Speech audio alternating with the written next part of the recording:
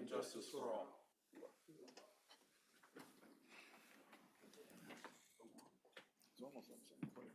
Yep, we probably should. My name is Pete Davis, and I'm the chairman of the County Planning Commission. Minutes tonight are being taken by Christine Blanchette, recording secretary from the clerk of the court's office. Thank you, Ms. Blanchette. Other staff present, we have Beth Carson, who's the planning director. We've got Kelly Hendry from Economic Development, Jamie Hubduff from the legal department. We have tonight also Dodie Seelig and Jenny Bryla from the planning staff.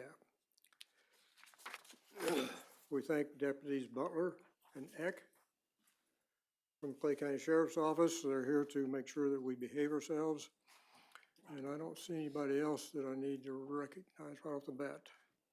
My fellow commissioners to my right are Vice Chairman Bo Norton, Commissioner Ralph Puckhaber, Commissioner Mary Bridgman. And my left is Commissioner Michael Beret, Commissioner Joe Anzalon, and Commissioner Bill Garrison. The Clay County Planning Commission is a Citizens Advisory Board to the Clay County Board of County Commissioners, or commonly referred to as the BCC. All planning commissioners are volunteers, residents of Clay County, appointed by the Board of County Commissioners. We serve 2-year terms and must reapply if we wish to continue to serve. The Commission's duties are outlined in Section 163 of the Florida statutes. We hear applications for comprehensive plan amendments, land development code changes, and rezonings. Most of the decisions made by the Planning Commission are recommendations to the BCC. The BCC will have the final say at their meeting either on the second Tuesday, 1 week from today, or the fourth Tuesday, 3 weeks from today.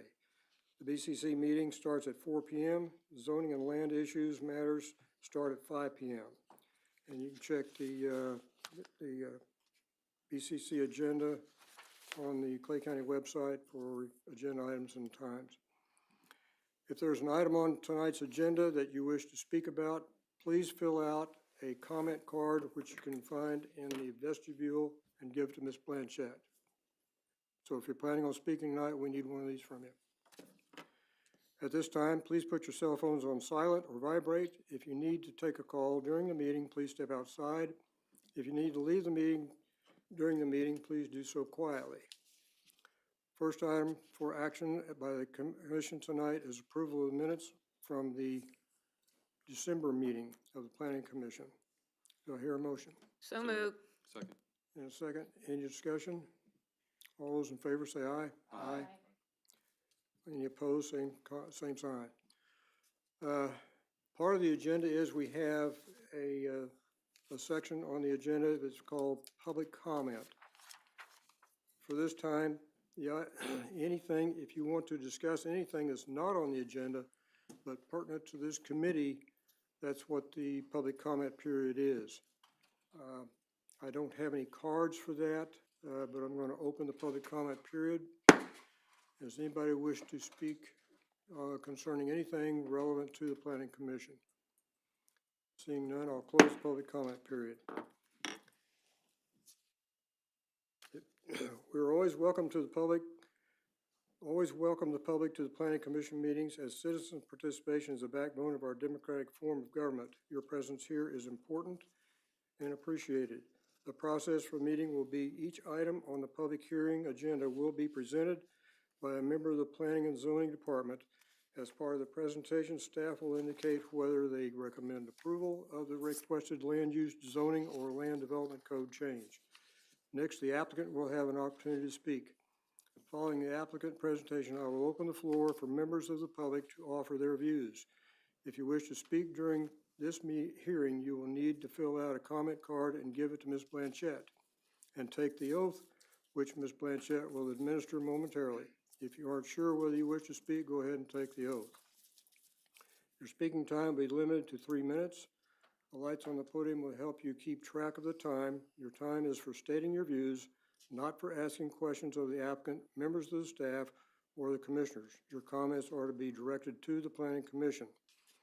After staff, the applicant, and the public have had their chance to state their views, the floor will be closed, and the public comments for public comments, and the applicant will have an opportunity to respond to comments by the public. After that, the commissioners will discuss the matter if necessary and render a decision. Again, I thank you and commend you for your participation in the process. We have one card, so if anybody wishes to speak, would you please stand, and Ms. Blanchette will issue the oath. That's For those including that the wish to speak. applicant, please. Ms. Susan, are you speaking at all? Okay, perfect. Thank you. Raise your right hand, please. Do you solemnly swear or affirm the testimony you're about to give will be the whole truth and nothing but the truth, so help you God? I appreciate you, sir. Mr. Schiff, are you speaking tonight? Yes, I am. You need to take the oath, please. Do you solemnly swear or affirm the testimony that you will give will be the whole truth and nothing but the truth, so help you God? Yes, I do. Thank you, sir. Thank you. Okay, before we jump into the agenda, I want to make note that item number 4 on the agenda has been withdrawn, and so we won't be hearing that tonight. It might reappear at a later date, but so that will not be discussed. So with that being said, we'll move right on to the first agenda item, public hearing, consider comp 250017 and zoning 250037. And we will need 2 votes on this. Ms. Brayla. Thank you, Chair. Jenny Bryla here to present the small-scale comp plan amendment, comp 25-0017, and the companion rezoning piece 25-0037, as you indicated. So this is for a 2-acre portion of a lot that is located southeast of Blanding Boulevard and west of the intersection of Fillmore. The request is for a 2-acre portion of a 9-acre complex that currently holds a hospice development. The hospice facility will not be changing. However, the undeveloped portion of the lot to the east is what the proposal is for. You'll notice that the area slated for development has split zoning and land use. This is because the way the county administratively applied commercial uses along Blanding Boulevard. The property currently has a land use of commercial and urban core 10 and a zoning of BB and PS3. So here you can see the location of the site that is centrally located along Blanding Boulevard, and the parcel that, or the tract that they are currently proposing to redevelop. So here you can clearly see the split land use. So the commercial component is 300 feet from the center line of Blanding Boulevard. So that's consistent how the county had rezoned property to stimulate the corridor for commercial uses, but then the piece to the south is still UC10. So in order to avoid the split zoning and land use, they have to rezone the entire thing to commercial, or designate the land use for the whole thing to commercial. And these are some of the comp plan policies that support the change in land use. One is the commercial land use definition in the plan, and the other outlines how land uses can be designated in the plan. It either to redesignate something as commercial, it either has to be infill or create a unified plan, and I believe that this proposal does both of those.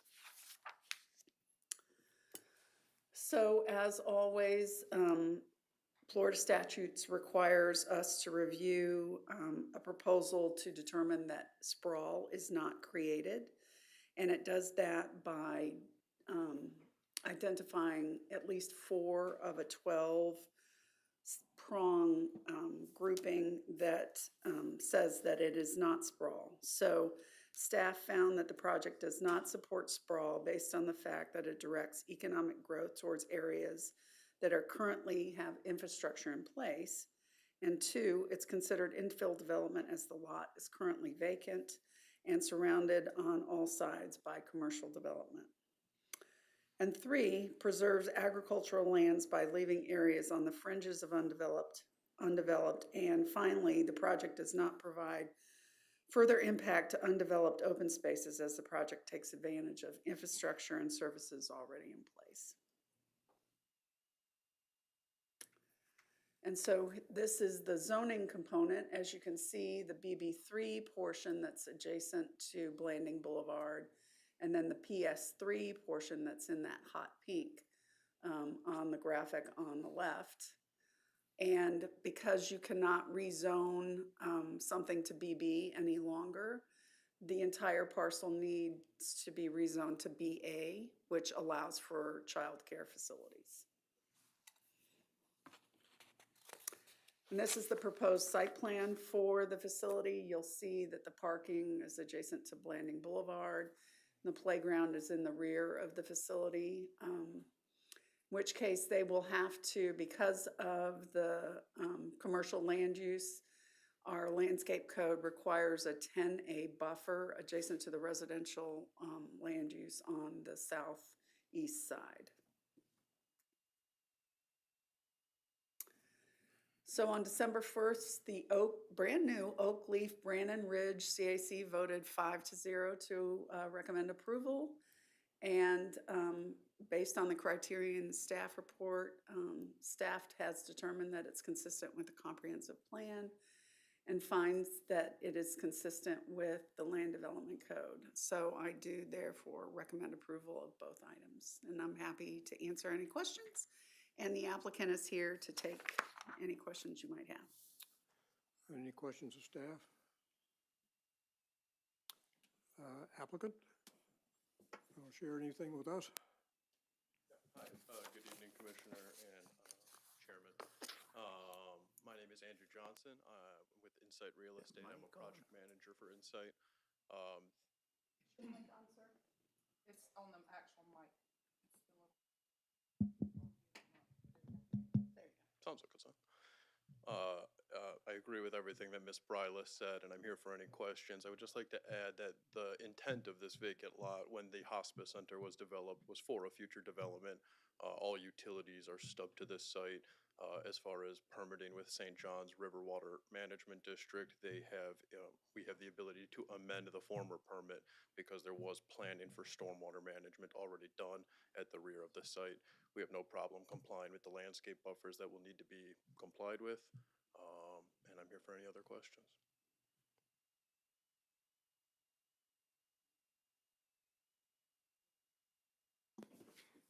I remember, I think Ralph and I were sitting here when this was originally zoned for this, before that hospice went in. And yes, it was planned for future development. My concern though, because I'm very familiar with that area, I travel it every day, is the ingress and egress for that particular tract. There's a traffic light right there at Fox Ridge. And then literally, that lot is probably 100, 150 feet just north, I guess, of that particular location. What is the plan for getting cars in and out of there? Are you planning to use that same ingress for the hospice? The intent is to use the same access points that the hospice facility currently uses. We're not proposing any new access or entry points along Blanding Boulevard. We are also conducting a traffic study currently that's underway, which we're working with Florida DOT to understand whether the turning lanes that are within Blanding Boulevard, immediately adjacent to this site, need to be reconfigured in any way. Preliminary indications from Florida DOT state that we don't likely need to do it, but we are doing the traffic study to confirm. Okay, thank you. Yeah, I just had one question. So the same folks that own the hospice are going to develop this? Is that- No, we are the developer. We'll be purchasing the land from them. Okay. I was wondering, because there'd been a for sale sign on it, so that's what I was trying to understand. Thank you. Yep. Any other questions for the applicant? Thank you, sir. Thank you very much. At this time, I'll open the public hearing. I don't have any cards on this. Is there anybody here who wish to speak on this agenda item? Seeing none, I will close the public hearing and bring it back to the commission for Mr. Chairman, discussion. I have a question for staff, please? Actually, I have two. in the comp plan staff report, we go through these, 8 items, right? And as I've said before, I consider them to be subjective answers, not objective. But in the case of this one, I just wanted to point something out that I think is incorrect there. The second staff finding, it's right up before the recommendation. It talks about being an infill development located between another commercial land use parcel and a future institutional use fire station. There's no fire station there. The building that's on the other side of this parcel belongs to AT&T. It's a central office. It doesn't change, the application in any way, but I think it's important that we state that correctly. That building that's just to the north, that's an AT&T central office. And the parcel after that is not owned by the county, so I don't know where the information about a fire station came from, but I don't believe that to be correct. There is a fire station on Blanding, but it's probably a mile and a half or Yeah, so north Not here. of that location. The other item in the zoning one that I would take a little issue with is the last staff finding when it says the intensity and density on the subject parcel will not be changed by this rezoning. To my knowledge, it would be. I've lived in this county for well over 40 years, and that's been a vacant lot. So if you put anything on it, it's gonna change. Commissioner, it would The be that it's a intensity BB lot and the intensity of a BB allowance. It won't go any worse than that? Okay, Yes. I get it. Okay, thank you. Just wanted to ask that. Any other discussion? I'll move approval of the staff report for comp 25-0017. Second. Okay, we have a motion and a second. Further discussion? I'd like to also make note that this plat, the site plat, is part of the application. So if anything else goes in there under BA, it'll have to come back to us. All right, all those in favor of the motion say aye. Aye. Those opposed, same sign. Okay, now we need a motion on the zoning portion. Oh, Motion, you making it? Yes, Second. Morton Second. moved it. second. And you second? Any discussion? All those in favor say aye. Aye. All opposed, same sign. Okay, it passes. Thank you very Thank you, much. sir.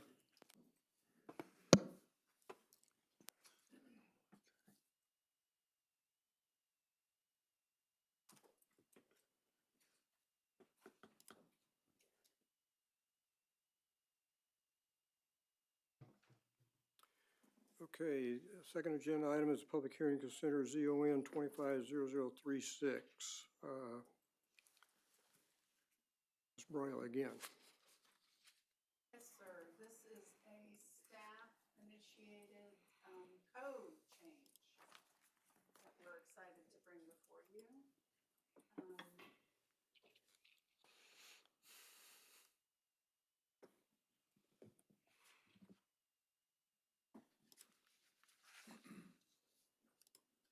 This is a request that has been initiated by staff to allow for a zero lot line product in the county. Currently, the only district that would allow for an attached single-family product would be RC or RD based on the density, and those properties also in Brandon Field. I didn't include the master plans in this discussion necessarily. Based on the density, it's allowed in RC and RD. However, the setback criteria in those two districts do not allow for such a product. You could do an attached single-family product in a PD if you had 5 acres, and in Brandon Field and Lake Asbury, as I shared. The amendment will change the performance criteria in the RD zoning district and alter some of the definitions directly pertaining to these changes, and it will also sunset the RC zoning district. So starting with Article 3, we are proposing that we sunset the RC zoning district. This district is intended to support 2- and 3-family units. This comprises 45 parcels within the county, of which 38 are well-established. Should someone propose to redevelop the existing 8 RC parcels with the attached single-family product, they would need to transition to the RD zoning district or developed as a duplex or triplex.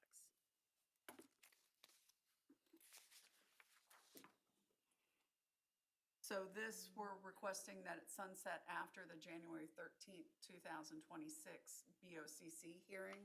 So you couldn't rezone, the same as BB, you couldn't rezone a property to RC. And then continuing with Article 3, we remove the density requirement for a maximum of 100 acres is required within the urban core category because it's no longer necessary. And then here is the bulk of this change request. So we, as staff, decided a table would be much easier to understand and make it clearer for the applicant to see where they are with their front setbacks, side setbacks. So you can see there the building width line is 25 feet with a 0-foot setback for a fee simple product and a 10-foot for end caps. And I'm happy to go through these changes in depth more if you have any questions. And so with this table, we can then delete all of these many words that we're following in the code. So then to support that change in Article 3, we're changing some definitions in Article 1, and we've added in multifamily or multi-dwelling uses, this is the definition that is directly from Florida statute, so we're consistent with that. We have deleted definitions that are inconsistent with that, and then renumbered accordingly. We've also changed the definition of lot to indicate lots with open water frontage may switch their lot front and rear, which is in other places in the code. We're just making it, again, clearer for the user to understand their opportunities. And then, again, we're adding a definition of a curved lot, so there is no ambiguity or lenience. It makes it very clear for people that have a curved lot line how to measure the distances. So that's it in a nutshell, and I'm happy to go through any other changes that you might have, but I know, or questions that you might have. I have had an applicant who does not have 5 acres, so that a PD is not allowable for them. And they wanted to do a fee simple townhome product, and we have no way to allow that because we don't have a 0 lot line product or setback. Okay, questions of staff? I do.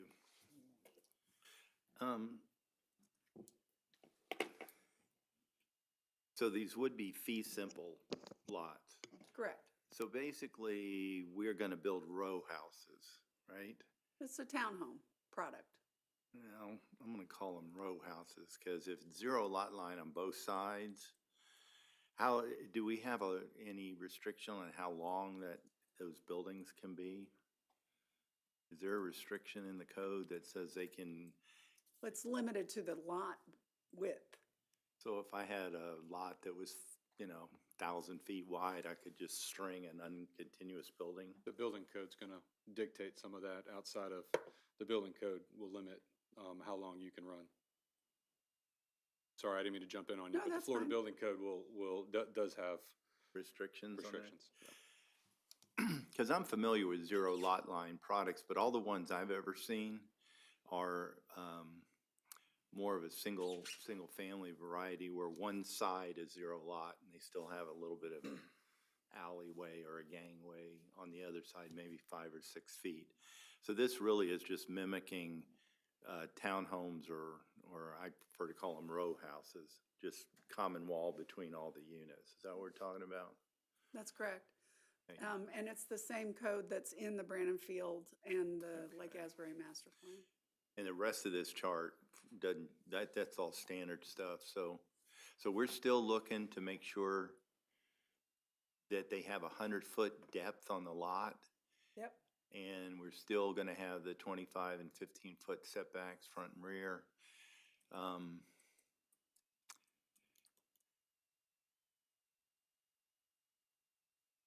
Okay. Do you know, Mike, do you know what the length of the building is it's allowed before it becomes an issue?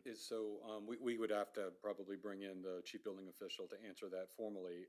But I know that you've got to have fire separation walls between tenants, and then you've got to have an even bigger wall after, I think it's four assembly product, and you've got to build something that's even, I think it's a 2-hour rated assembly. So we'd have to bring the or the building official in to formally No, answer I'm that. sure it would become more of an issue when the buildings go up, but I got a feeling the fire chief is gonna want to have some say about getting his trucks around the back of these things. If it's a 1 or 2 story product, I don't expect the fire marshal's gonna have any problem with this. This is pretty standard. If it's something bigger, then I would assume the concern would be, ladder trucks and how tall it is, as opposed to, how high the ladder truck will go. That's the only concern I've ever seen or heard from a fire marshal.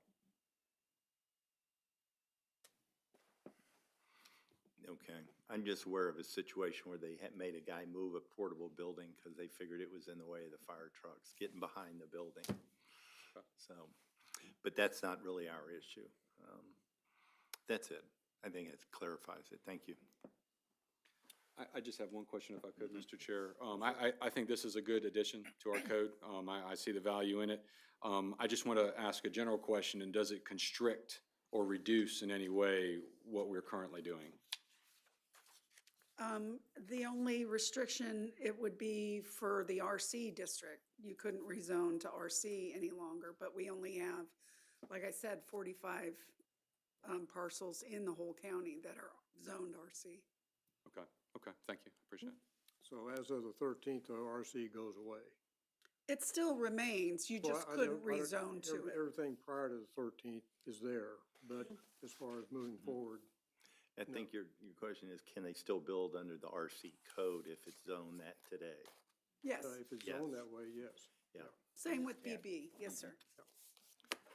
Okay, I don't have any cards on this, but I'm open to public hearing. Does anybody wish to speak concerning this agenda item? I see none, so I'll close the public hearing and bring it back to the commission for a discussion recommendation. I'll move approval of ZON 25-0036. I'll second. Okay, we have a motion and a second. Any discussion? All those in favor say aye. Aye. Those opposed, same sign. Okay, Thank you very much. thank you, Ms. Brayla. Next agenda item is public hearing concerning ZON 25-0030 under Ms. Seelig's tutelage. No, that's fine.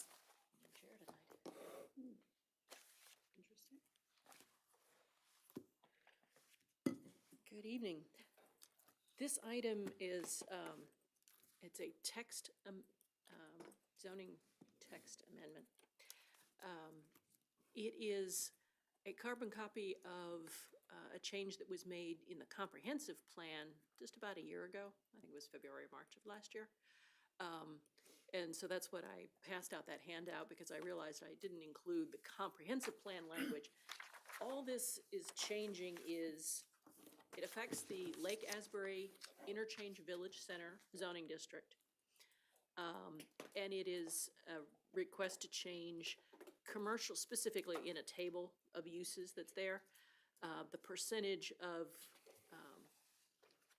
I'm gonna say, if you flip over on the attachment, interchange is on actually it's the third page of what's in the comprehensive plan now.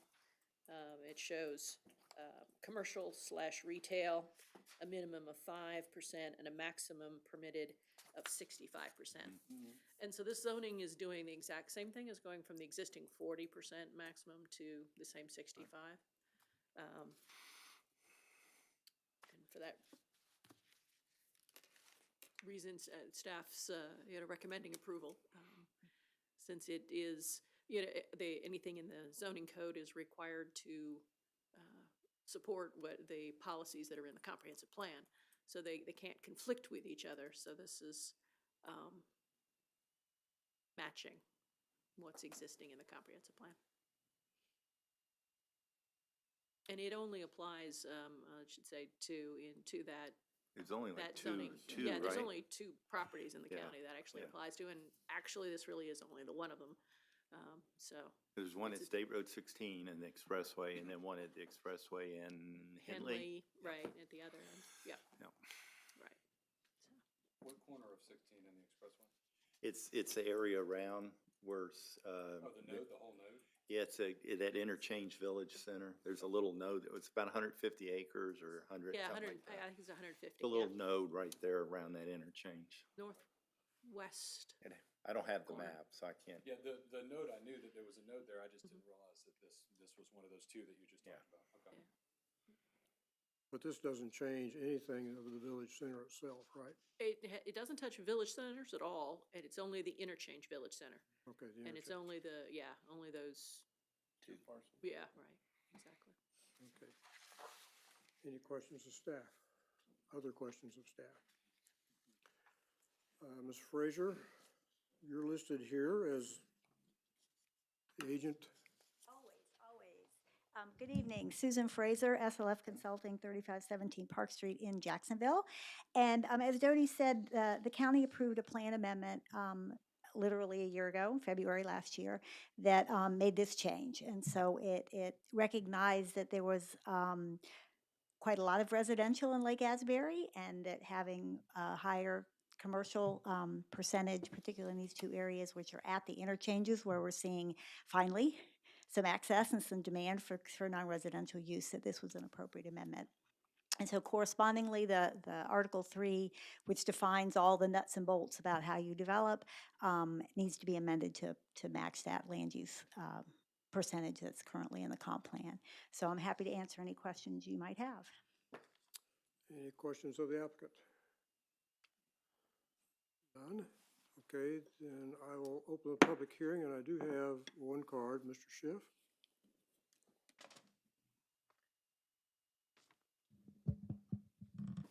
Thank you, Commissioners, for having me today. I'm here in favor of increasing the commercial retail. I live in Village Park, which Mr. is Schiff? right, I'm sorry. I hate to interrupt you. We need your name and address. Oh, I'm for- sorry. For the record, that's all right. Okay. I forgot to Gary cover. Schiff, 3272 Crocus Lane, Green Cove Springs, 32043. Thank you, sir. Thank you. So I'm speaking today, I'm the HOA Vice President for Village Park, which is the subdivision right next to this new Interchange Village Center. And my house will be actually the closest house to the village center. So I'm kind of wearing 2 hats. But I am in agreement with our developer that we need more retail. This is an IVC. As Dodie mentioned, there's only 2.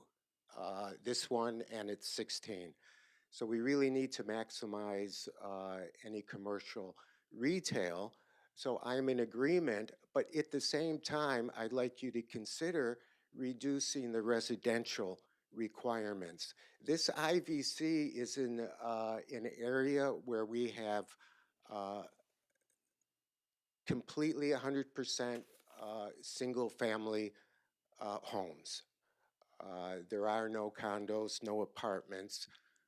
This is what I consider the Golden Triangle, bordered by Henley, Russell, and Sandridge Road.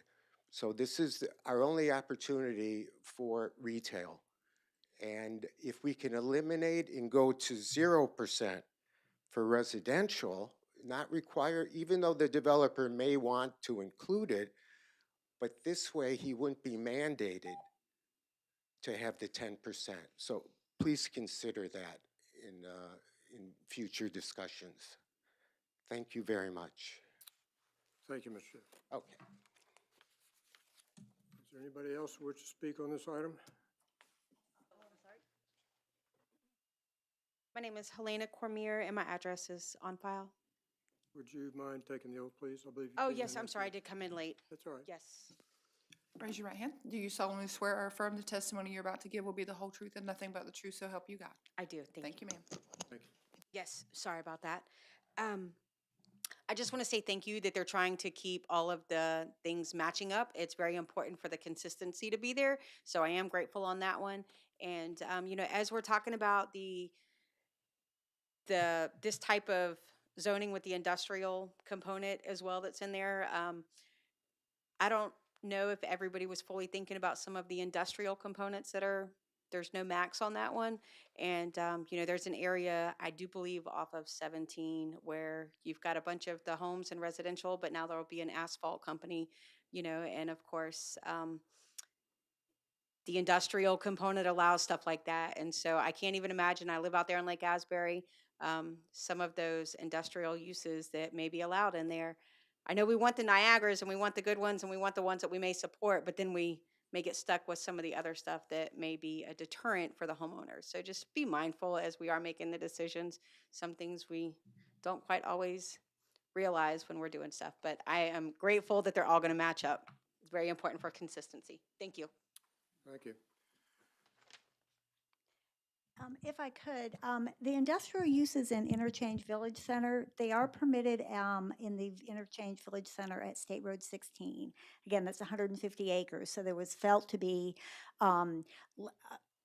sufficient land to put commercial uses on 16 and at the interchange and then in the back. 150 acres is a lot of commercial. Industrial uses are not permitted in the Interchange Village Center at Henley. So the comprehensive plan does not allow that use in the Interchange Village Center at Henley. And so I think the suggestion that the residential could be reduced, currently the comp plan sets that minimum, and this is a land development regulation to be consistent with that. If the county wishes to consider changing that, it would require an amendment to the comprehensive plan to implement something that's not already adopted.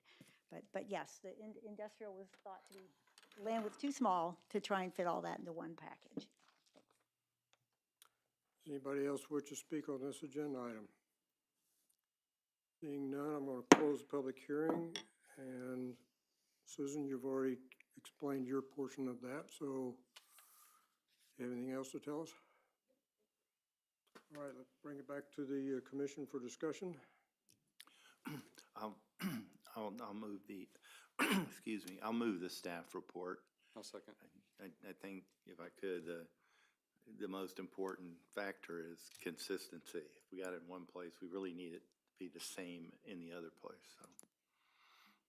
Well, before we vote on that, we have a motion and a second under discussion.